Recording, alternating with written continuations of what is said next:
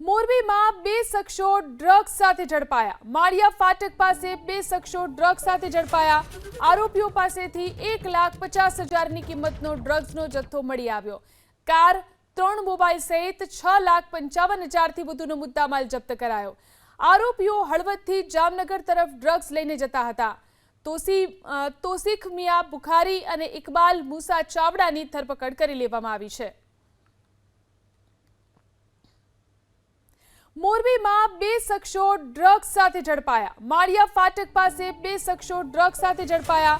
આરોપીઓ પાસેથી 1,50,000ની કિંમતનો ડ્રગ્સનો જથ્થો મળી આવ્યો। કાર, 3 મોબાઈલ સહિત 6,55,000થી વધુનો મુદ્દામાલ જપ્ત કરાયો। આરોપીઓ હળવદથી જામનગર તરફ ડ્રગ્સ લઈને જતા હતા। તોસીફ મિયા બુખારી અને ઇકબાલ મૂસા ચાવડાની ધરપકડ કરી લેવામાં આવી છે।